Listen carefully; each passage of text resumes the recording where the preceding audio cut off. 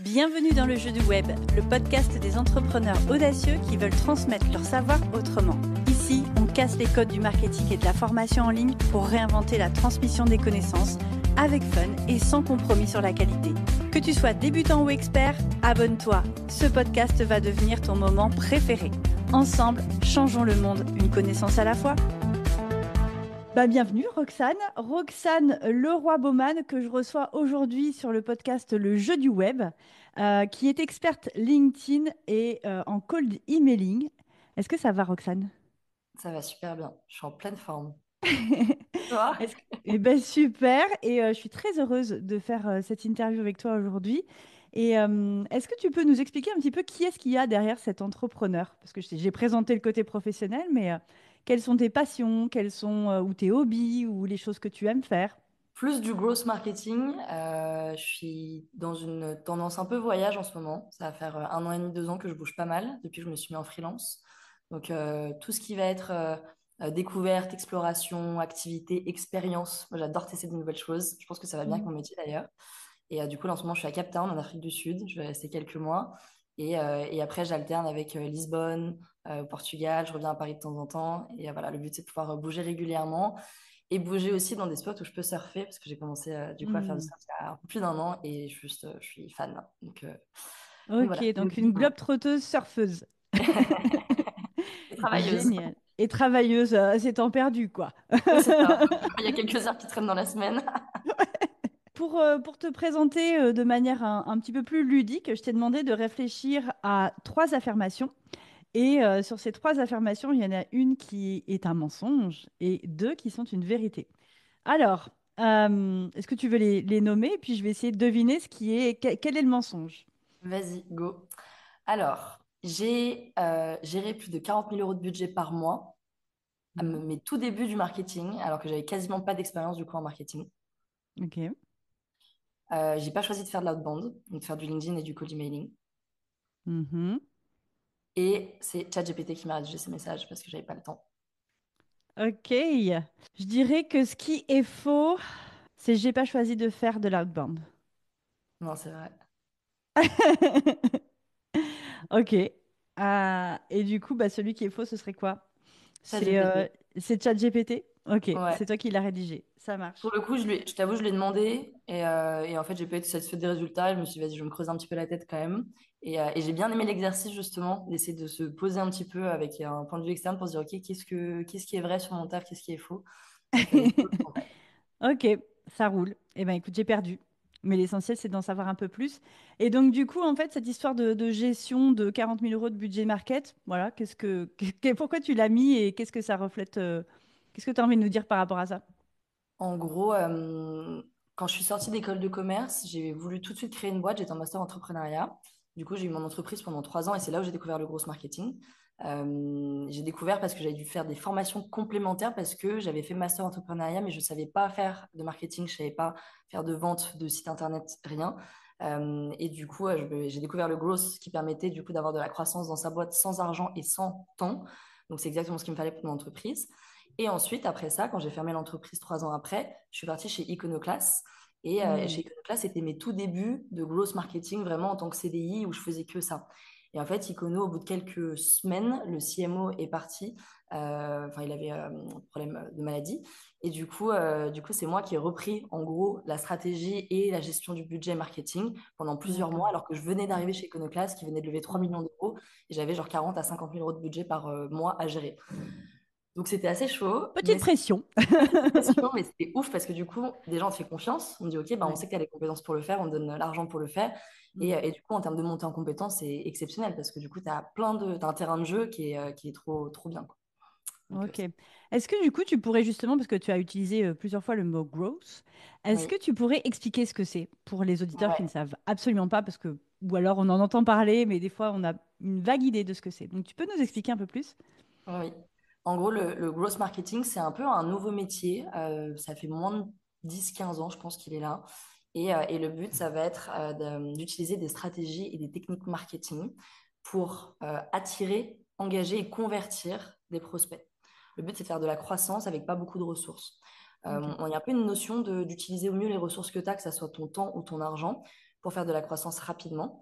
Et donc, pour ça, tu vas utiliser des outils, des automatisations pour faire des hacks. Il y a un exemple que j'aime bien utiliser, c'est l'exemple de l'ascenseur. Mhm. Euh, En gros, je crois que c'est dans un hôtel, il me semble, t'as l'hôtel qui voulait améliorer la satisfaction des clients enfin, qui prenaient l'ascenseur parce qu'ils trouvaient ça trop long. Du coup, ils auraient pu changer tout le système de l'ascenseur, ils auraient pu essayer de Mhm. travailler sur la mécanique et faire des trucs du coup qui auraient été coûteux et qui auraient pris du temps à faire.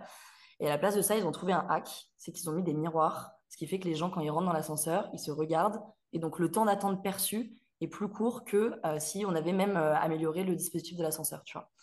Et donc ça, Ok. c'est un petit hack où à la fin, en fait, tu as ton résultat, en tout cas ton objectif, qui a été atteint avec du coup quelque chose de beaucoup plus simple, ingénieux et du coup qui Mhm. prend moins de temps et moins d'argent et du coup le résultat est le même, tu vois.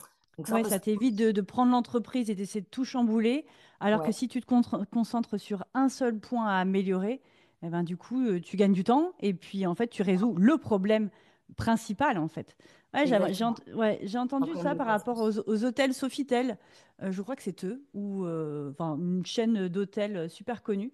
Et ils ont fait la même chose, mais avec le temps d'attente. En fait, ce qu'ils se sont rendus compte, parce que pareil, ils se sont dit, bah, comment est-ce qu'on peut améliorer l'expérience client. Et ils ont mis des fiches, évidemment, à demander aux clients bah, qu'est-ce qui va pas, qu'est-ce qui vous a un peu gâché le séjour.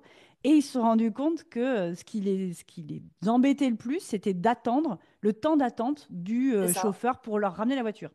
Et donc, du exactement. coup, ils ont juste travaillé là-dessus, avoir des parkings, des machins, des trucs où les voitures, elles vont plus vite garées, plus vite. Et voilà. Et du coup, ils ont mis le focus méco là-dessus, alors qu'ils auraient pu refaire la déco, refaire les lits, faire tout Exactement. ça. Ouais, c'est clair que. Mais Ouais. ils ont Mm. bien fait. Et ils ont fait Ok. pareil dans les aéroports aussi pour Mm. diminuer le temps d'attente perçu par du coup, les passagers entre l'avion et le moment où ils récupèrent leurs valises. Ouais, parce que Ils ont des fois, c'est long. testé d'améliorer la rapidité. Ouais, c'est toujours hyper long. Mais ils ont testé d'améliorer la rapidité du coup, du trajet de la valise de l'avion jusqu'au truc où tu récupères tes valises. Mm. Et finalement, ils se sont dit, bah, en fait, on va juste allonger le temps de marche des passagers. Et en faisant ça, du coup, tu as l'impression de moins attendre parce que tu es en mouvement et tu es en action. Du coup, tu as des petits hacks comme ça psychologiques. Tu as beaucoup de ça dans le growth marketing. Mm. Et il y a un autre truc qui est important, c'est la notion un peu d'itération. En fait, le but du growth, c'est aussi de lancer des tests, des itérations pour aller essayer des, d'attirer des prospects, donc comme ce que je disais, donc engager, attirer, convertir. Euh, et le but, ça va être après d'analyser en fait les résultats de tes campagnes pour pouvoir optimiser en continu. Et une fois que tu as compris ce qui fonctionne, et ben là, tu peux scaler. Et c'est ça qui est cool. C'est que Mm. tu as une notion de test and learn un peu Mm. scientifique, tu vois. C'est un peu un marketing Ok. scientifique, je trouve. Donc, Et ça, parce c'est qu'il y a un vrai. En fait, c'est le vrai. Enfin, c'est un suivi des chiffres, j'ai envie de dire, ah bah à ouais, la de ouf. virgule près, quoi. Ouais, Et de exactement. traquer. Tu traques Ouais, tout et tu mets ton. Peut-être tu concentres, en fait, à un moment donné, ton attention sur un ou deux chiffres, c'est ça? c'est Et c'est ça. ça que tu veux améliorer. Tu prends chaque chiffre et tu améliores la data point par Ouais. point. Ouais, en général, après, ça dépend quel type de growth marketing tu fais, parce que tu as après plein de spécialisations différentes. Moi, je fais de l'outbound, par exemple. On peut en Mhm. parler si tu veux. Mais en gros, si je prends les campagnes, par exemple, quand tu analyses des campagnes que tu lances, donc des campagnes automatisées, sur LinkedIn ou en cold emailing, tu vas faire une première analyse un peu macro pour voir un peu les campagnes, justement, quels sont les chiffres globaux des campagnes, voir si elle a fonctionné ou pas. Et ensuite, tu Mm. vas aller un peu plus dans le détail pour voir si l'objet, par exemple, de ton email, et bah plutôt c'est la version A ou la version B qui a mieux fonctionné. Et donc là, tu regardes un peu plus dans le détail et t'en tires Mm. des wins. Et tu dis, OK, bah, cet objet, il a trop bien marché sur cette cible, et bah, c'est celui que je vais utiliser du coup pour ma prochaine campagne.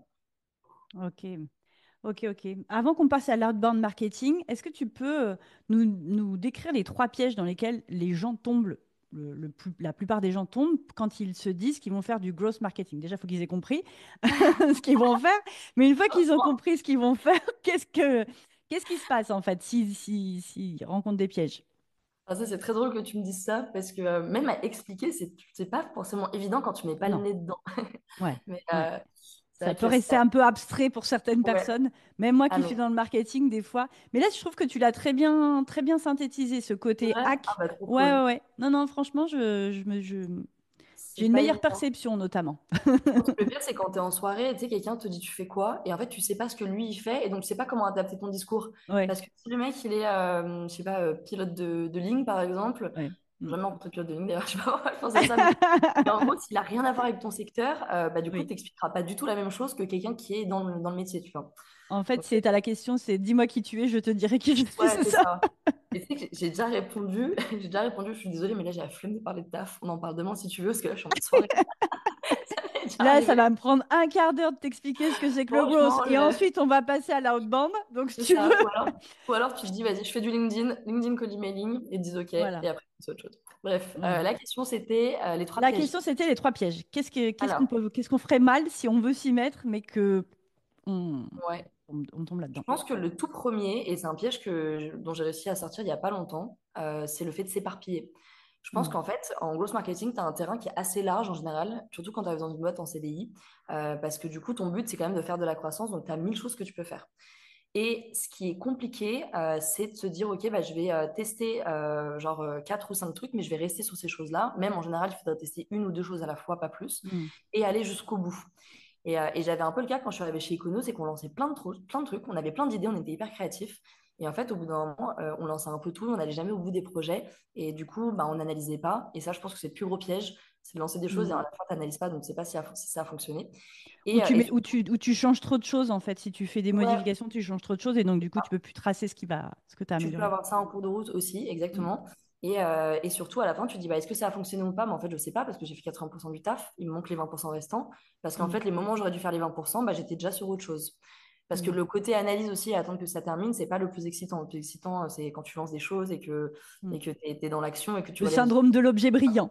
Exactement, le syndrome de Gévrien.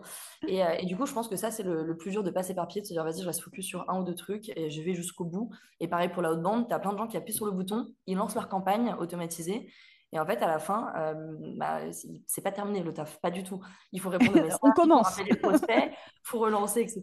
Ouais. Et du coup, bah, c'est dommage parce que c'est là où tu vas avoir les résultats. Ouais. Donc ça, je pense que c'est un des plus gros pièges.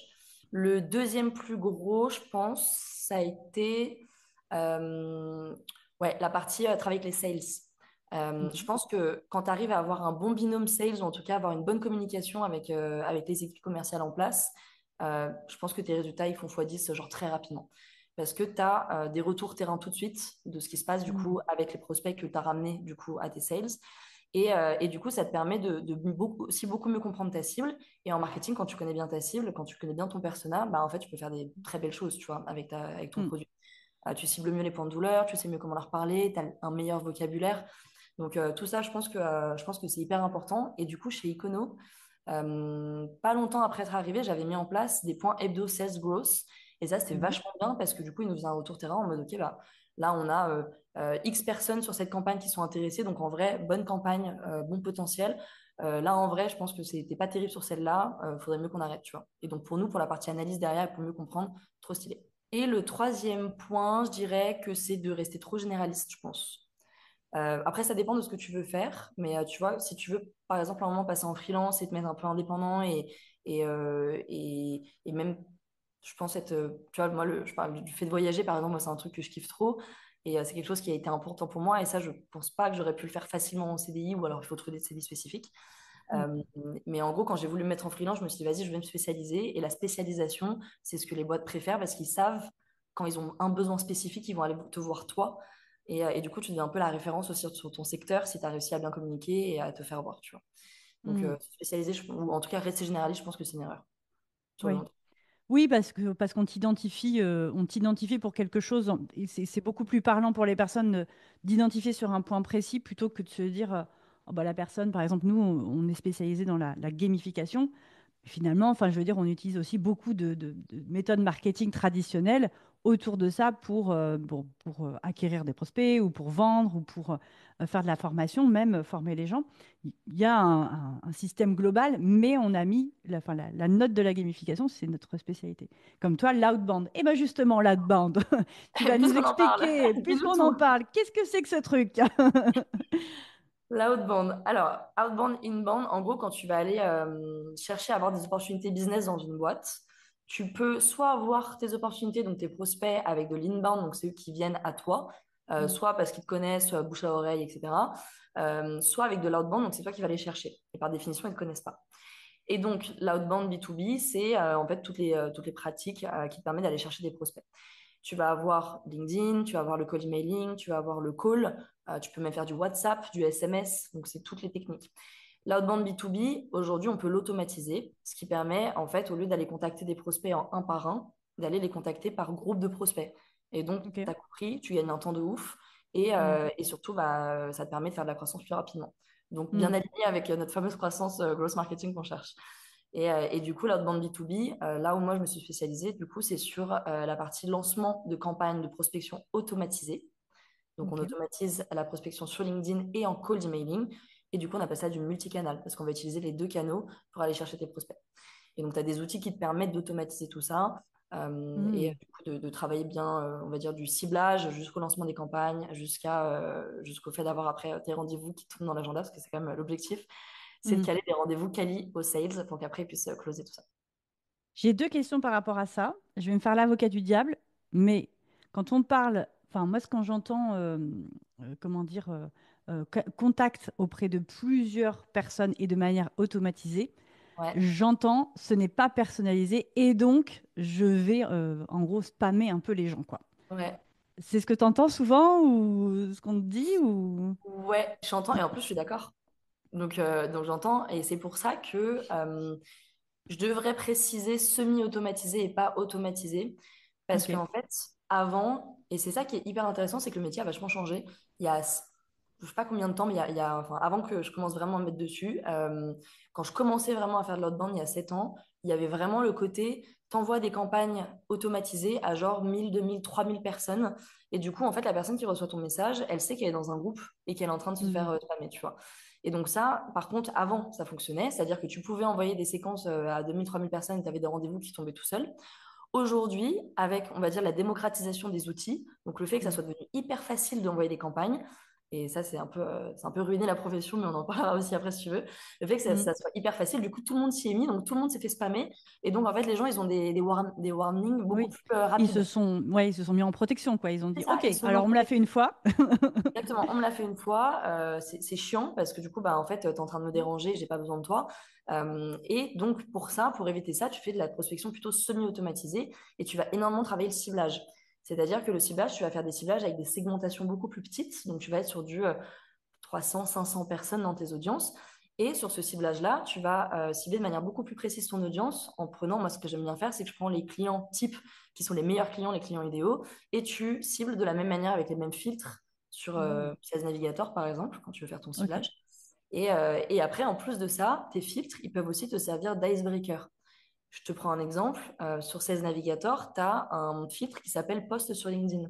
Et moi, ça, je l'utilise beaucoup. Donc, je vais aller cibler, par exemple, les CMO de Paris qui postent sur LinkedIn. Et du coup, mon message, ça va être Hello First Name. Je vois que tu es CMO sur Paris et que tu postes régulièrement sur LinkedIn. D'ailleurs, j'aime beaucoup ce que tu fais. Moi, je poste sur tel et tel et tel sujet. Dis-moi s'il y en a qui t'intéressent. Au plaisir de discuter plus tard, tu vois. Et ça OK. marche assez bien parce que du coup, ce filtre-là, bah, en fait, les gens n'ont pas l'habitude d'être contactés avec cette contextualisation et cette approche-là. Donc, créer des icebreakers un peu personnalisés, tu peux le faire grâce au filtre qu'il y a sur SalesNav et grâce à la segmentation, donc en étant sous la Mhm. petite. OK, donc les outils que tu utilises, c'est Sales Navigator. Prospecting, pas trop, parce que justement, il y a ce côté. Si. Prospecting, c'est Wallaxy, ça a Ah oui, c'est changé. vrai qu'ils ont Ouais, changé, ouais. Il s'appelle ils ont Wallaxy changé. maintenant. Wallaxy, c'est très bien quand tu commences, quand tu connais pas trop la prospection, parce que c'est très simple d'utilisation. Mhm. Franchement, tu passes genre une demi-heure sur la plateforme et même en une heure, tu as déjà envoyé tes campagnes, tu vois. Donc ça, c'est Mhm. vachement bien. Une fois que tu as envie d'aller un petit peu plus loin, Wallaxy, c'est surtout sur le LinkedIn, donc bien. Mais une fois que tu as envie d'aller un peu plus loin, que tu veux faire du multicanal et ajouter de l'email, par exemple, ce qui va être hyper utile quand tu vas envoyer des campagnes, par exemple, et que tu ajoutes des gens à ton réseau, tu vas Mhm. avoir entre 30 et 35% d'acceptation à ton réseau LinkedIn. Et donc, ces personnes-là, ça veut dire que tu as entre 65 et 70% qui t'ont jamais accepté, et donc tu vas pas pouvoir les contacter. Donc, tu as une perte sèche de prospects. Et donc, passer sur du cold emailing, ça permet un peu de passer par la fenêtre quand tu n'as pas pu passer par la porte avec LinkedIn. Et donc, du coup, OK. ça, Wallaxy permet pas forcément de le faire, mais tu as d'autres outils comme Lemlist ou la grosse machine qui le font très très bien, et du coup, qui sont un peu plus poussés quand tu commences à vouloir faire des choses un peu plus avancées, on va dire, en Mhm. prospection automatisée. Mais du coup, enfin, là, il y a LinkedIn, mais le cold emailing, il faut avoir l'email. Mais Avoir du coup, l'email. tu vas le pomper où dans les... Il y a un truc aussi automatisé qui peut aller chercher le Non, mais mail de la Isabelle, tu as des personne. outils pour tout.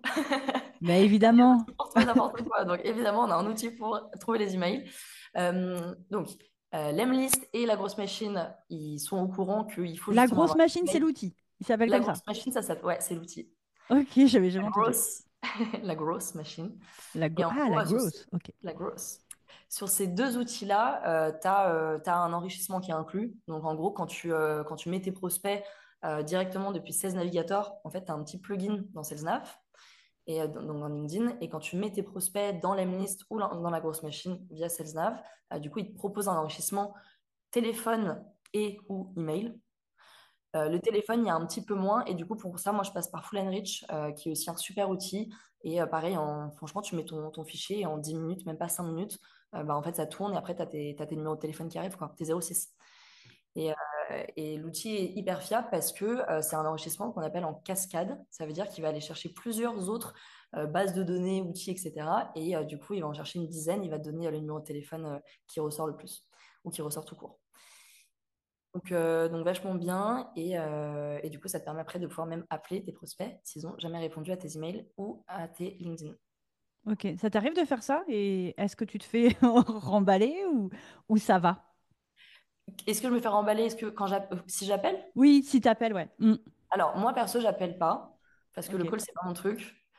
On m'a dit plusieurs fois que j'aurais pu être sales, mais je pense que je suis bien en grosse et je pense que je vais laisser le métier de sales, même si en vrai, faire de la prospection et tout, je pense que ça pourrait être intéressant pour compléter. Mais en général, je fais appel à des sales externes. Donc là, tu vois, j'ai un client avec qui je bosse depuis quasiment un an. Et on a une sales qu'on a mis du coup sur ses campagnes. Et elle s'occupe de rappeler soit les personnes qui répondent directement sur LinkedIn ou en cold emailing. Comme ça, on évite de Ok. nous répondre à la main. Donc ça va beaucoup plus vite. C'est-à-dire que toi, tu envoies une campagne où tu vas, je sais pas, poser une question par exemple sur LinkedIn pour ouvrir une conversation. Parce que c'est ce qui Mhm. fonctionne bien sur LinkedIn, le côté conversation avant la transaction. Et une fois que la personne a répondu, tu as déjà récupéré le numéro de téléphone, donc tout de suite, le sales, il peut appeler et continuer la conversation et caler le rendez-vous. Et donc ça marche super bien. Est-ce que ce type de technique, ça peut aller, parce que nous, on a beaucoup de formateurs dans notre audience, pour vendre de la formation? C'est-à-dire que tu n'es pas Ouais, forcément presta, mais tu vas bah, du coup proposer tes formations plus ou moins haut de gamme. J'ai envie de dire que là, enfin, tu vas pas vendre un produit à 50 euros avec tous ces efforts. c'est ça. Quoique, est-ce que Ouais. justement, il y a une technique de faire monter dans la pyramide des offres et de mettre un pied dans la porte avec un petit produit ou voilà, est-ce que ça marche pour vendre de la formation? Ça- Ouais, ça marche de ouf pour vendre la formation. Tu vois, par exemple, on me demande souvent s'il faut utiliser l'Emlist ou la grosse machine.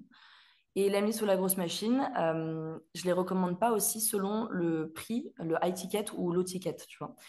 L'Emlist, par exemple, sur ces outils-là, tu vas être dans une optique un peu de scale, donc tu vas vouloir aller sur des audiences un peu plus larges, peut-être plutôt sur des produits SaaS, par exemple, Ok. parce que tu vas pouvoir envoyer sur différentes adresses mail, donc tu vas pouvoir avoir plus de volume aussi, parce que tu peux envoyer qu'un nombre maximum de messages par adresse mail par jour. La grosse machine, tu vas être plutôt sur peut-être des formats un peu plus agences, un peu plus petits, parce que tu peux envoyer moins de volume. Ce qui veut dire que du coup, sur la grosse machine, tu vas être sur des tickets un peu plus gros aussi. Souvent, c'est des mecs qui n'ont Ouais. pas besoin de faire 100 ou 200 ou 300 ventes par mois. Ils ont besoin de faire, je sais pas, 10 ou 15 ventes par mois avec des tickets entre 1005 et 20 000 balles, tu vois, ou même plus Ouais. parfois. Sur Ok. l'Emlist, tu peux très bien faire du gross avec des tickets qui soient plus petits, sur du 100, 150, 200, jusqu'à, tu peux aussi avoir des modèles agence, tu vois, évidemment. Mais du coup, ce côté scale, en effet, tu as un côté volumétrie qui est plus facile avec l'Emlist qu'avec la grosse machine, à mon sens. Et du coup, pour répondre à ta question, en étant formateur, tu peux tout à fait faire de la prospection. À partir du moment où, pour moi, tu es B2B, donc en fait, que ta cible, elle est sur LinkedIn Hmm. et ou en email, parce que normalement, tu n'as pas le droit de contacter des mecs qui sont en B2C par email, c'est vraiment B2B. À partir du moment où tu as déjà un peu testé ton produit, tu sais que ça fonctionne, et encore, tu peux le tester grâce à la prospection automatisée. En vrai, tu peux tout à fait faire de la prospection automatisée avec ces outils. Moi, j'accompagne des Hmm. freelances aussi. J'ai déjà eu Ok. plusieurs freelances en Google Ads, en sales. J'ai eu du Meta aussi. Et donc, des mecs qui sont indépendants et qui veulent du coup essayer d'aller plus loin et aller générer leurs clients de manière automatique, quoi. Tu fais aussi de la programmation publicitaire sur Google, sur Meta, etc. Moi, je le fais pas. En complément? Non? Ok. Moi, je le fais pas parce que du coup, je veux rester spécialisée. Et je Mm. pense que on me l'a déjà demandé, je l'ai déjà fait, je le faisais pour ma boîte et je l'ai fait chez Econo un petit peu. Et en fait, si tu t'éparpilles encore une fois, je trouve que tu perds en Mm. efficacité, en expertise et j'ai vraiment envie de rester focus sur mon secteur. Ouais. Mm. Mais par contre, j'ai des très bons freelances que je recommande dans ce cas-là. Et du coup, c'est ces freelances que j'ai accompagnés qui, eux, faisaient du coup du méta et qui avaient envie de chercher leurs prospects. Et tu vois, il y a Mm. une nana que j'ai accompagnée, première campagne, les premiers leads, elle a son premier rendez-vous. Et le mec, elle la close derrière, tu vois. Donc une fois que tu as les bonnes méthodes, que tu as les bons outils, que tu sais un peu comment ça fonctionne, en vrai, la prospection automatisée, tu peux le faire pour quasiment tout si tu es en B2B Mm. et que ta cible elle est sur ces canaux. Et t'accompagnes jusqu'au conseil en justement comment on gère un appel de closing ou ce genre de choses, ou tu fais appel à des personnes extérieures qui vont, je sais pas moi, coacher ou... J'ai on va dire deux services. Le premier, c'est une partie externalisation. Donc, j'ai deux boîtes pour lesquelles je travaille depuis quasiment un an en partagé. Donc, c'est moi qui fais leur campagne. Donc, c'est un jour par semaine. Mais du coup, j'ai pas de journée ou de créneau ouvert pour ça parce que j'ai ces Mm. deux boîtes et que ça se passe super bien. Et du coup, j'ai l'impression de faire partie de leur équipe. Et c'est ça qui me faisait un petit peu peur aussi quand je me suis mis en freelance. Moi, je suis très sociable, très équipe, etc. Et je me suis Mm. dit, mais le freelance, ça va jamais le faire pour moi parce que je vais être solo derrière mon ordi toute la Mm. journée. Mm. Je vais pas faire partie d'équipe. Je vais pas avoir l'impression en plus de participer au développement d'un produit, d'un projet, d'une mission. Et c'est ça qui me faisait kiffer chez Iconoclast et même chez Scalesia après. Et du coup, je me suis dit, OK, je vais me trouver deux boîtes où j'ai l'impression de faire partie de leur équipe parce que du coup, bah, je suis là un jour par semaine sur du long terme. Et en plus, bah, je participe à leur mission, au développement de leur boîte. Donc ça, du coup, c'est la partie externalisation. Et après, sinon, je fais que du coaching. C'est un format qui s'appelle Done With You. Ça veut dire qu'en fait, on se connecte et dès la Mm. deuxième heure, on travaille ensemble sur tes campagnes de A à Z. Donc, Ok. du travail de ta proposition de valeur à l'optimisation de ton profil LinkedIn, à la création des campagnes, copywriting, ciblage, enrichissement, tout. Et après, normalement, au bout d'un mois à peu près, on est capable de lancer tes campagnes. Et après, on continue, si tu veux, compléter par des posts LinkedIn, ce qui améliore vachement les performances des campagnes, par d'autres types de campagnes de retargeting sur ton compte. Enfin bref, tu as pas mal de choses à faire. Mais du coup, Mm. par contre, moi, je m'arrête au moment où, en fait, on appuie sur l'automatisation. Et Ok. au moment, en gros, il va y avoir un peu avant le rendez-vous, tu vois. La partie sales, moi, je la fais pas. Ok. Ouais, mais Donc, du coup, tu peux mettre en relation avec des personnes que tu c'est ce que je connais dans fais. ton réseau. Ouais, ouais. Mm. Ouais, parce Parce que que c'est ça, toujours c'est frustrant. important, ouais. Non, mais c'est ça. Et même pour moi, tu vois, genre moi, l'intérêt, en vrai, je m'en fous d'avoir 50 rendez-vous si derrière, il n'y a pas de closing. Mm. Moi, le but, c'est de Bah ramener oui. de l'argent, tu vois. Mm. Donc, Mm. tu Oui, vois, je c'est préfère ça. avoir genre trois rendez-vous et un closing. Mais dans ce cas-là, le closing, bah, au moins, il y a eu des sales derrière qui étaient bien en place et qui ont pu le faire. Et c'est d'ailleurs une de mes questions de qualification quand j'arrive en rendez-vous avec une nouvelle boîte que je peux accompagner, c'est est-ce que vous avez des équipes de vente en place? Parce que Ouais. sinon, je ne prends pas la mission parce que je sais qu'en fait, on va envoyer du vent, quoi. Parce que derrière, ça ne va pas être suivi. Et, Ouais. Et qu'il faut être, il faut être réactif, il faut être là, il faut être disponible. Il faut absolument une non, équipe. non, pas forcément. Pas forcément. Tu peux avoir une seule personne qui le fait. Ça dépend en fait de ton objectif aussi de CA. Mm. Pareil, ça c'est une question que tu poses en début tu vois, soit en qualif, soit en onboarding après sur la première heure que je fais avec les clients. C'est quel est ton objectif de CA sur la partie outbound notamment. Comme ça, on détermine le nombre de leads qu'on a envie d'aller chercher. On se dit qu'on a à peu près 20% tu vois, de taux de closing sur les rendez-vous qui sont pris. On va avoir entre 2 et 10% de taux de prise de rendez-vous sur les campagnes qui sont envoyées. Mm. Donc, combien de leads on doit aller chercher par mois si on veut aller atteindre Ouais. ton CA? Donc, petit calcul, un truc un peu chiant au début, mais au moins, c'est bien, tu vois, au moins d'avoir des Oui, ça objectifs. permet de mettre des objectifs Bah non, clairs, mais quoi. c'est clair. Ouais. Mm. Exactement. Mm. Tu as ton objectif. Après, ensemble, on fait la partie action. Et après, du coup, tu peux, toi, selon ton objectif, si tu es toute seule, tu te libères un peu de temps par semaine. Tu peux très bien, du coup, faire tes closings. Mais c'est mieux d'être accompagné par des experts qui peuvent t'expliquer vraiment comment on fait pour maximiser tes taux de closing. Et donc, ça, du coup, bah, chez Iconoclast, j'étais avec des sales coachs. Tu vois, je pense à un mec genre Enzo Colucci. Il y en a qui s'appelle Vanessa Amsili aussi, qui est super. Tu as Julien Bouygues. Enfin, tu as des mecs qui sont très, très bons en sales. Et du coup, eux, enfin, souvent, je leur envoie du monde, quoi. Justement, comme on est dans l'explication de comment on fait, est-ce que tu peux nous expliquer bah, du coup, alors j'ai pas compté quand tu me les as mis sur le support de préparation, en combien de points En d'ailleurs? 58 étapes. En 50, voilà, c'est ça. En 58 étapes, attention, écoutez bien et retenez bien.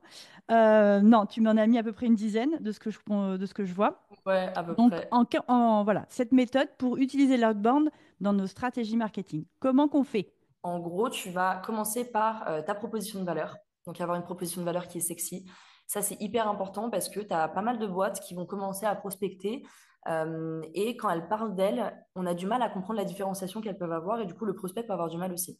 Et ta proposition de valeur, ce qui est ouf, c'est qu'une fois que tu as travaillé dessus, donc tu as des espèces de templates, je pourrais te donner après des liens, on pourra partager à l'audience. Une fois que tu as trouvé ta proposition de valeur qui fonctionne bien, tu vas la mettre dans ton profil LinkedIn pour optimiser ton profil LinkedIn. Mm. Tu vas la mettre du coup dans tes campagnes en outbound aussi le plus régulièrement possible. Tu vas la mettre dans tes posts LinkedIn. Et c'est un peu le Carglass répare, Carglass remplace. C'est genre Mm. la phrase que tu vas réutiliser tout le temps et qui fait que tu vas réussir à toi t'imposer comme référence sur ton secteur. Tu vois. Et ça, c'est ce qu'on veut. Quand les Oui, mecs viennent me voir, oui, moi, je veux quelque ça, chose, tu voilà, vois. ouais, ouais, ouais. Mm. Ouais, je veux que ça soit la rêve sur leur secteur pour que quand on lance des campagnes outbound derrière, on ait des personnes qui sont intéressées tout de suite. Donc, c'est le but de l'outbound, Mm. mais aussi Mm. sur du moyen et long terme parce que avec du coup les relances des campagnes, les posts LinkedIn, etc. Et bah, du coup, quand quelqu'un a besoin d'eux, ils viendront le voir directement. Donc, ça, c'est trop bien. Donc, proposition de valeur sexy. Ensuite, optimisation du profil LinkedIn. On retravaille la bannière, on retravaille ce qu'il y a en dessous du prénom et nom, ça s'appelle la tagline. Mm. On met des sélections à la une un peu stratégiques. Et ensuite, pareil, section info expérience, avec trois éléments principaux sur le profil LinkedIn. Donc, la proposition de valeur, comme on a dit, des éléments de réassurance, soit combien de clients tu as accompagné, soit ton nombre de ta satisfaction, soit des noms de clients importants. Donc, un truc qui donne confiance, parce que c'est le but quand même à tes prospects qui ne te connaissent pas, c'est que tu dois leur montrer ce que tu fais rapidement et aussi pourquoi ils peuvent avoir confiance en toi. Et dernier point, le call to action. Qu'est-ce que tu attends de ton prospect? Est-ce que tu leur files un contenu gratuit qui va te permettre après de pouvoir les relancer peut-être plus tard ou en tout cas de leur apporter encore expertise et confiance? Ou est-ce que Mm. tu les mets directement sur un calendrier ou un call pour pouvoir les avoir en rendez-vous? Donc, optimisation du profil LinkedIn. Ensuite, délivrabilité. Délivrabilité, c'est hyper sous-estimé, mais en gros, le but, c'est de ne pas prospecter avec son nom de domaine de boîte. Donc, si par exemple ton domaine c'est carglass.fr, et ben là tu vas faire carglass.com. Et du coup, ce domaine-là, carglass.com, c'est vraiment ton domaine de prospection dédié.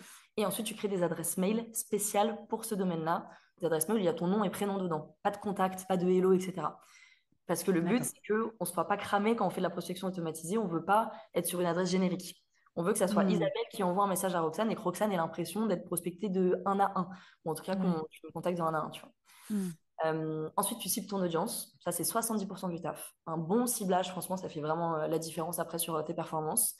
Ensuite, copywriting, la partie rédaction. Comment est-ce que tu rédiges pour avoir les bons codes LinkedIn et cold emailing, c'est pas les mêmes codes et tu peux dire la même chose. Quelle relance tu vas mettre, etc. Ensuite, tu mets tout dans tes outils. Donc, on avait Mm. dit la grosse machine, l'Emlist ou Exactement, ouais. Alaxi, si tu débutes par exemple. Et ensuite, tu lances ta campagne et après, tu attends que du coup, ça tourne. Ça, c'est le meilleur moment. Franchement, moi, quand je suis avec mes clients et qu'on appuie ensemble sur lancer, j'ai l'impression de, tu sais, de pousser un peu l'oiseau du nid en mode allez, c'est bon, on lance. Trop contente. Et après, comme on l'a dit tout à l'heure, t'attends, bah, déjà, tu réponds ou t'appelles. Et ensuite, une fois que c'est fini, là, du coup, tu peux analyser et pour améliorer tes campagnes après.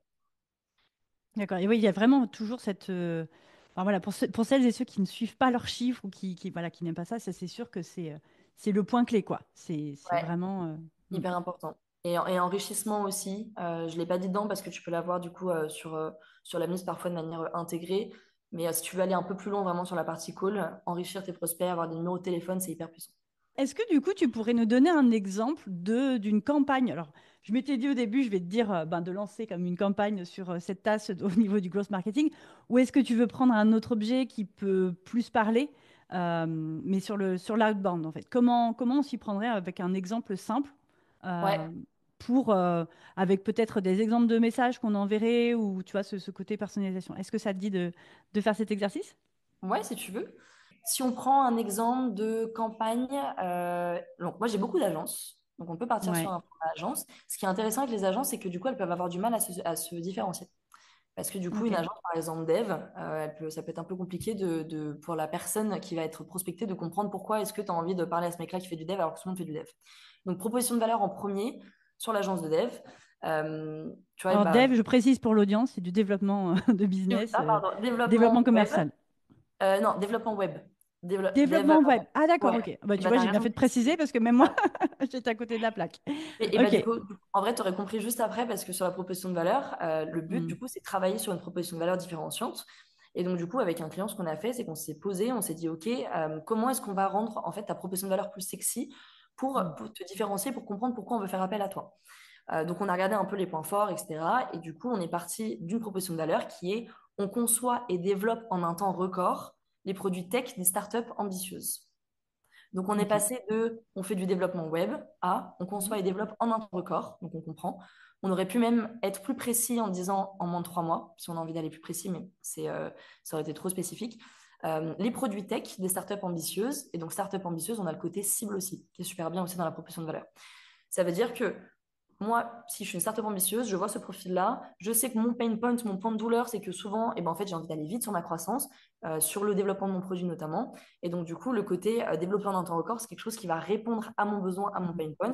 Et en plus, tu me parles de startup, donc je suis dans la cible. Donc, ta proposition de valeur, déjà, elle est validée. Ensuite, du coup, sur cette partie-là, une fois que c'est fait, tu optimises le profil, donc, comme on s'est dit. Ensuite, tu vas choisir, du coup, quel outil tu veux utiliser. Là, sur une partie agence, moi, je mettrais plutôt la grosse machine. Et sur la Mhm. grosse machine, derrière, tu as différents workflows. Donc, un workflow, c'est une suite d'actions automatisées qui est proposée sur la grosse machine. Ça va être, par exemple, tu vas visiter le profil de ta cible, tu vas ajouter après ta cible ton réseau, tu vas envoyer des messages à ta cible, etc. Donc, une fois que tu as choisi ton outil, la grosse machine ou l'Emlist, donc non, la grosse machine, tu vas travailler sur ton ciblage. Donc, le ciblage, du coup, tu vas aller sur 16 Navigator. Et du coup, sur 16 Navigator, je vais pas le faire en entier parce que ça va être un petit peu long, mais sur SalesNav, du coup, tu as Mhm. une méthode qui s'appelle la méthode ABM. Et ça, j'ai fait un guide, franchement, qui est.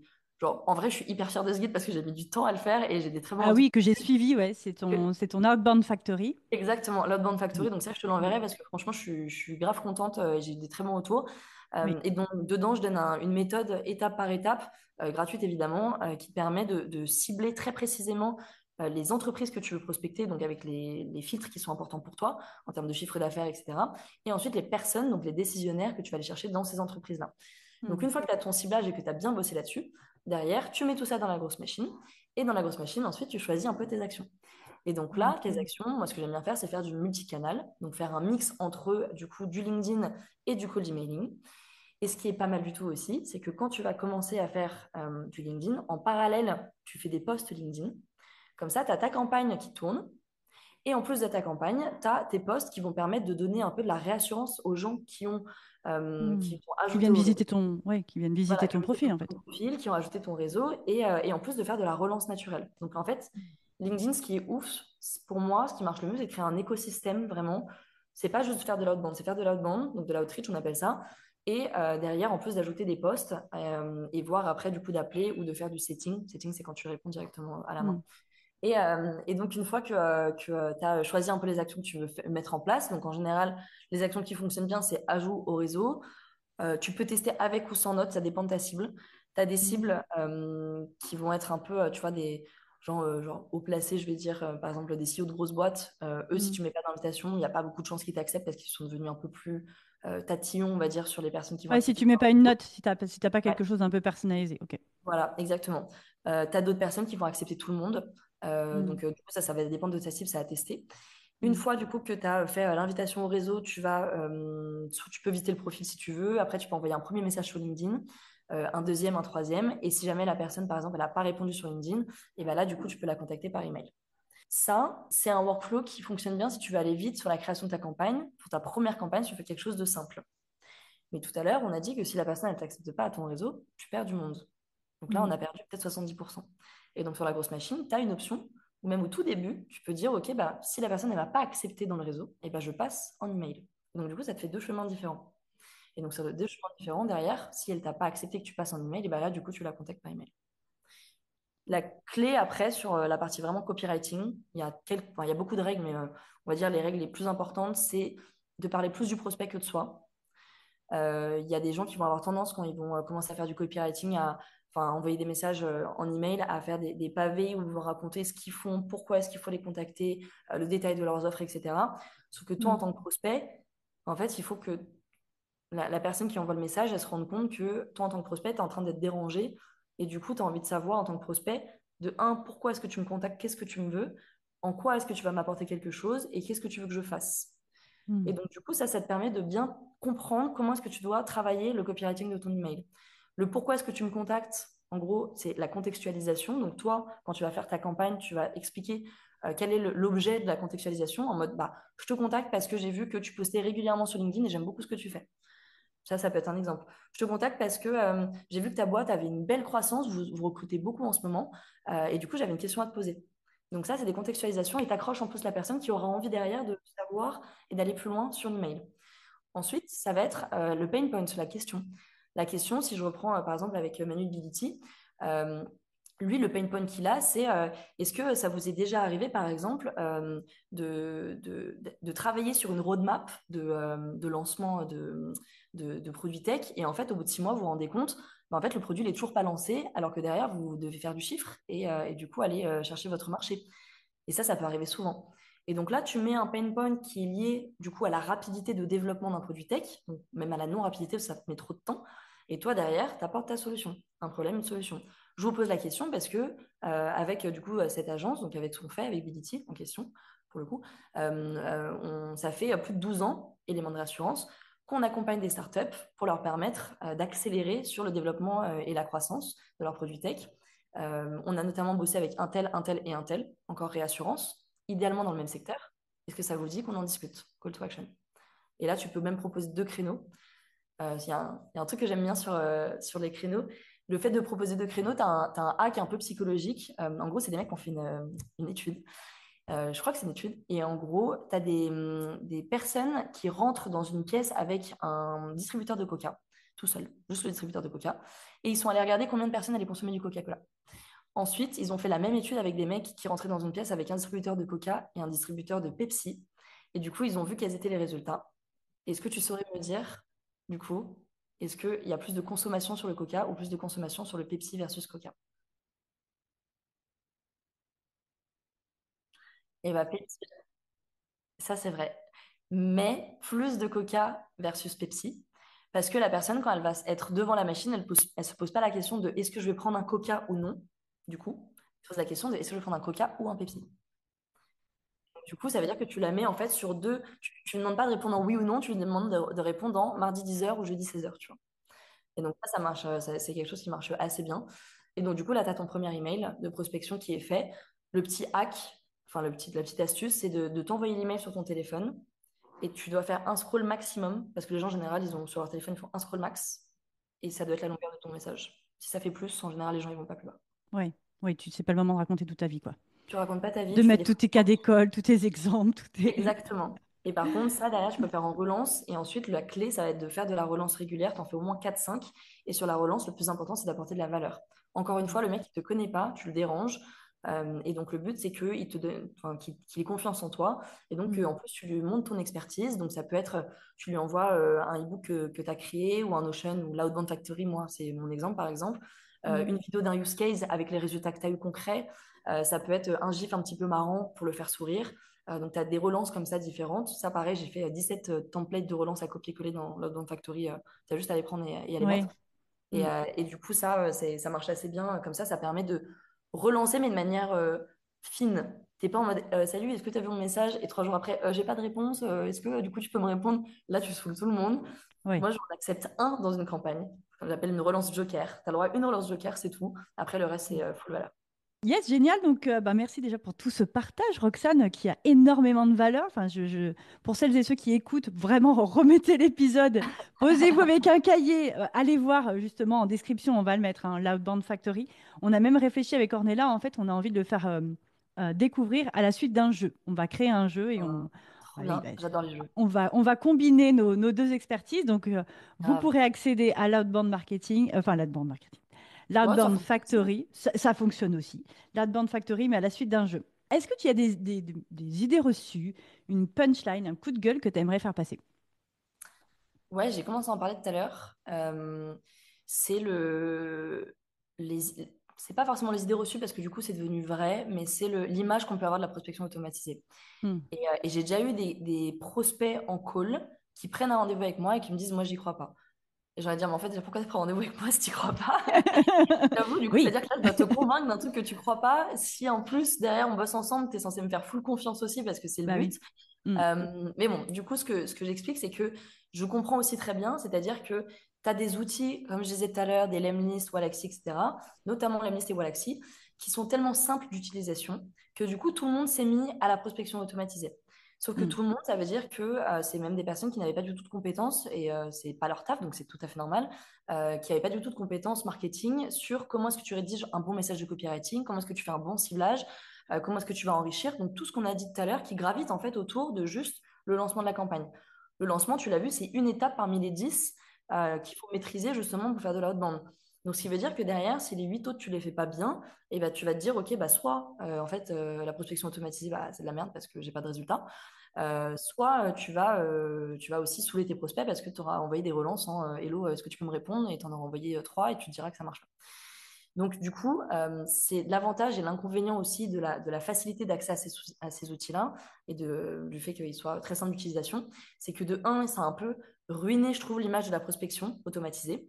Et que du coup, nous, derrière, on peut être un peu dans un rôle de non, regardez, on a des vrais résultats. C'est juste qu'il faut Mm. réussir à bien l'utiliser parce qu'il y a une Oui, méthode, une technique il y a une derrière. méthode à suivre. Mm.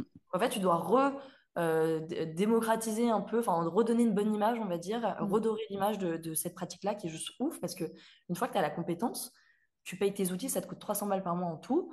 Et en fait, après, le reste, bah, c'est gratos, c'est du temps, tu vois. Donc, Mm. c'est l'un des canaux les plus rentables et les moins chers qui Rentable. existent. C'est un Mm. délire. En complément, Oui. après d'autres canaux, parce qu'il ne faut pas mettre tous ses œufs dans le même panier.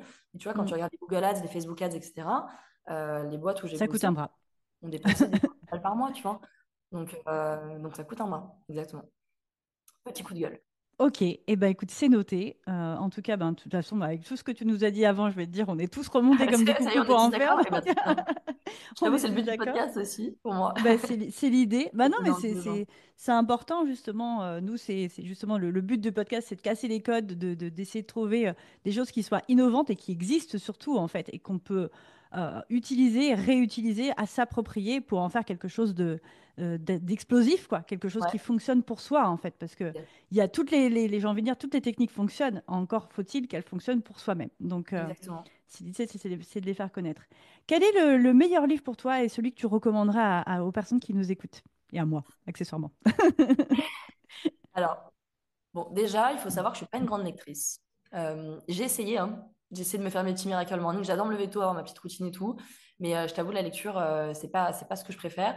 Mais il y a certains livres que j'ai lus qui m'ont bien impacté. T'en as un de Anthony Robbins, qui est un peu genre le gourou de la PNL. Hmm. Mais en tout cas, le mec est quand même très chaud. Il a écrit un livre qui s'appelle Pouvoir illimité. Et en Ah ben, fait, je l'ai dans ma table de chevet. tu l'as sur ta table, voilà. Et bah, tu sais que Ouais. j'ai trop envie de le relire parce qu'en vrai, je l'avais lu il y a quelques années et j'avais déjà. Tu sais, c'est ce genre de truc où tu te rends compte que ça a eu un impact sur toi dans ta manière de penser, même encore aujourd'hui.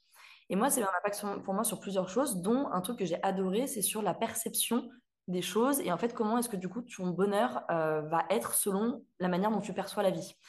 Et en fait, du coup, tu te rends compte que le bonheur, c'est un peu qu'une question de perception et qu'une question de voir les événements d'une certaine manière ou d'une autre. Il te donne un exemple qui s'appelle la métaphore de la vague, que je trouve trop stylé. Si je En dis tant pas que surfeuse, tu m'étonnes. j'avoue, ça va bien. Et en gros, il t'explique que je crois que c'est deux frères qui sont dans l'eau, qui sont en train de jouer. Et t'as une grosse vague qui leur éclate sur la gueule. T'en as un qui pleure, qui pensait qu'il allait mourir, qui est au plus bas de sa vie. Et l'autre frère qui se tape une énorme barre parce que du coup, bah, il se dit, ah, trop drôle, vas-y, j'adore jouer avec les vagues, c'était parfait, tu vois. Et en fait, c'est une métaphore en mode la vague, c'est l'événement qui va se passer dans ta vie et c'est toi qui choisis si tu vas être le petit, enfin, un frère ou l'autre, et comment est-ce que tu vas réagir face à cet événement dans ta vie. Hmm. Et du coup, ça, j'ai trouvé ça assez ouf parce que j'y pense encore maintenant sur cet aspect un peu quand, tu sais, quand tu as forcément des merdes qui t'arrivent ou des choses que tu... La vie, quoi. Ouais, la vie, exactement. Et du coup, c'est toi qui décides aussi bah, comment est-ce que tu vas appréhender et accepter ou non ces épreuves-là.